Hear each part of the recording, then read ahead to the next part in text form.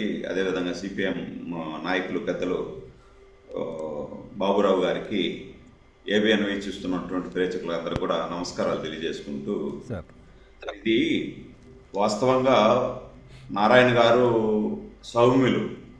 దేంట్లో ఏ విషయంలో కూడా ఆయన ఆచితూచి స్పందిస్తారు. అందరి మంత్రుల్లాగా ఆవేశంగానో లేదా అందరి రాజకీయ నాయకుల్లాగా ఆవేశంగానో పోయే మనస్తత్వం కాదు. నాకు దగ్గర నుండి నేను తిరుపతికి వచ్చిన సందర్భాల్లో కానీ, గత 5 సంవత్సరాలు 2014 నుండి 19 వరకు మంత్రిగా ఉన్నటువంటి కాలంలో కానీ నాకు కొంచెం దగ్గరగా ఆయన చూసిన వ్యక్తిగా నేను చెప్తున్నాను. ఏదైనా కూడా కూటమి ప్రభుత్వంలో అన్ని కూలంకుశంగా ఆధారాలతో పాటు సేకరించి, ఆధారాలన్నీ సేకరించిన తర్వాతనే వాళ్ళ మీద చర్యలు తీసుకోవడం అనేది జరుగుతూ ఉంది. గత 15 నెలల నుండి కూడా 2-3 సార్లు అన్న పెద్దలు కోటేశ్వరరావు గారు, మీరు మనం చర్చించినప్పుడు కూడా కొన్ని సందర్భాల్లో నేను కూడా ఆవేదన వ్యక్తం చేయడం జరిగింది. ఎందుకంటే గత 5 సంవత్సరాలలో అవినీతి, అక్రమాలు, అదేవిధంగా ప్రశ్నించినటువంటి మాలాంటి కార్యకర్తలందరినీ కూడా చాలా ఇబ్బంది పెట్టినటువంటి సందర్భాలు చూసాము. దాదాపు సంవత్సరం అయిపోయింది కూటమి ప్రభుత్వం వచ్చి. ఇంతవరకు మమ్మల్ని ఇబ్బంది పెట్టినటువంటి నాయకులను కానీ, ఎమ్మెల్యేలను కానీ, అవినీతికి పాల్పడ్డ ఎమ్మెల్యేలను కానీ, వాళ్ళని ఎవరి మీద కూడా కేసులు పెట్టలేదు. వాళ్ళని అంతే నారాయణ గారిని కూడా జైల్లో పెట్టాలని ఆలోచన చేశారు కదా అప్పుడు. అదే ఆవేదన చెందినటువంటి సందర్భాలు 2-3 డిబేట్లో మనం చేసాం. దాని తర్వాత కొంచెం ఈ సాక్ష్యాధారాలతో తీసుకొని ఒక్కొక్కరిని అరెస్ట్ చేసుకుంటా రావడం మనం కూడా గమనించాం. ఎందుకంటే పవన్ కళ్యాణ్ గారి సతీమణిని, బిడ్డల్ని, చంద్రబాబు గారి సతీమణిని, నా తల్లి లాంటి భువనేశ్వరి గారిని మాట్లాడినటువంటి వ్యక్తుల్ని అరెస్ట్ చేసుకుంటూ రావడం కూడా చూసాం. కానీ దీంట్లో ఈ విషయంలో నాకు కూడా కొంత అయితే ఆవేదన అయితే ఉంది సార్. వాస్తవంగా చెప్పాలంటే మనం ట్రూత్ డిబేట్ అంటున్నాము. ఏబిఎన్ ఆంధ్రజ్యోతి మీద ప్రజలకే కాదు మాకందరికి కూడా నమ్మకం ఉంది. ఏదన్నా ఒక కథనం రాసిందంటే ఆ కథనంలో సాక్ష్యాధారాలు 100% ఉంటేనే రాస్తారు, లేదంటే అది సాక్షి పేపర్ లాగా రాసేది ఉండదు అని చెప్పి 2-3 విషయాలు కళ్ళకు కనిపిస్తున్నాయి కదా సార్. ఇప్పుడు శ్రీలక్ష్మి గారి ఇష్యూ చంద్రబాబు నాయుడు గారు పక్కన పెట్టారు. అసలు అప్పుడు ఆమె జైల్లోకి వెళ్ళడం కావచ్చు, ఇవి జరిగిన విషయం, ఆ తర్వాత కుంభకోణాలు, ఇవన్నీ కూడా వైసీపీ నేతలే మాట్లాడుతూ ఉన్నారు. అట్లాంటి వ్యక్తిని మరి ఇప్పుడు దీంట్లో కంటిన్యూ చేస్తూ ఉన్నారు. ఏం కాలేదన్నట్టుగా నారాయణ గారు ఉంటున్నారు. అదే సార్ ఇప్పుడు మొన్న మాకు తిరుపతిలో మాజీ ఎమ్మెల్యే భూమన కరుణాకర్ రెడ్డి కూడా ఆగమేఘాల మీద ప్రెస్ మీట్ పెట్టి, ఆయన మీద మేము అందరూ కూడా ఇక్కడ ప్రెస్ మీట్లు పెట్టి రోజు ఆయన ఏకేస్తూ ఉంటాం. టీడీఆర్ బాండ్ల కుంభకోణంలో దాదాపు 3,000 కోట్లు కుంభకోణం జరిగిందని, పొలాల్లో రోడ్లు వేశారని చెప్పి, ఎవరైతే నిజంగా భూములు కోల్పోయారో వాళ్ళకి మాత్రం టీడీఆర్ బాండ్లు ఇవ్వలేదు. వాళ్ళ దగ్గర బలవంతంగా జీపీఏ చేసుకునేసి ఇక్కడ రోడ్డు వస్తుందని చెప్పి జీపీ చేసుకున్న వాళ్ళకి మాత్రం టీడీఆర్ బాండ్లు ఇచ్చారు. అర్హులకి టీడీఆర్ బాండ్లు ఇవ్వకుండా అనర్హులకి టీడీఆర్ బాండ్లు ఇచ్చారు. దీని మీద పెద్ద ఎత్తున మేము పోరాటం చేయడం, ఆ పోరాట ఫలితంగానే మున్సిపల్ ఆఫీసులో టీడీఆర్ బాండ్లు అన్నింటినీ కూడా క్యాన్సిల్ చేయడం జరిగింది.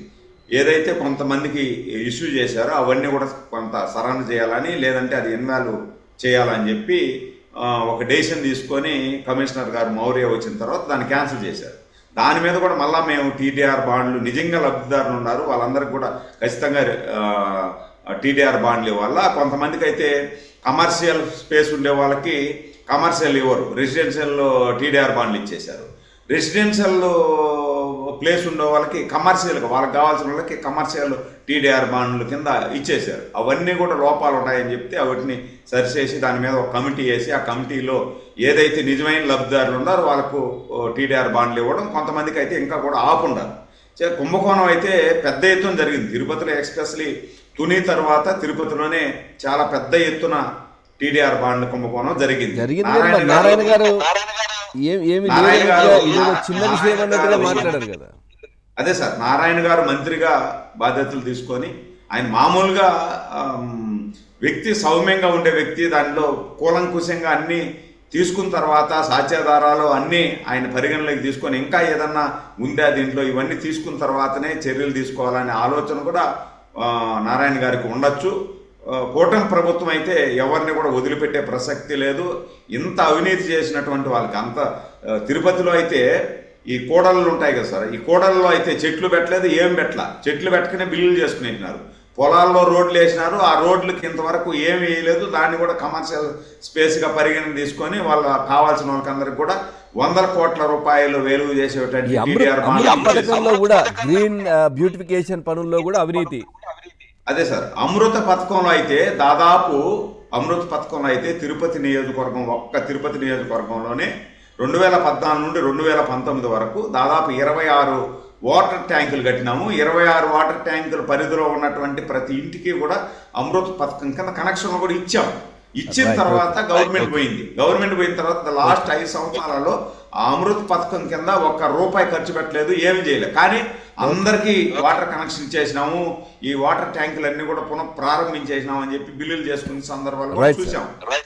కానీ నేనేమంటానంటే ఖచ్చితంగా ఒక 3-4 నెలలు లేట్ అవ్వచ్చే కానీ దోసులకైతే శ్రీలక్ష్మి లాంటి పెద్ద తలకాయలు, తిమింగలం లాంటి శ్రీలక్ష్మి గారికి శిక్ష అయితే పడతాది. ఎట్లా సార్, ఎట్లా ఎందుకంటే ఆమె దీంట్లో ఈ శాఖలోనే ఆమె పదవిలో కొనసాగుతూ ముందుకెళ్తా ఉంటే ఎట్లా శిక్షిస్తారు, ఏం జరుగుతుంది?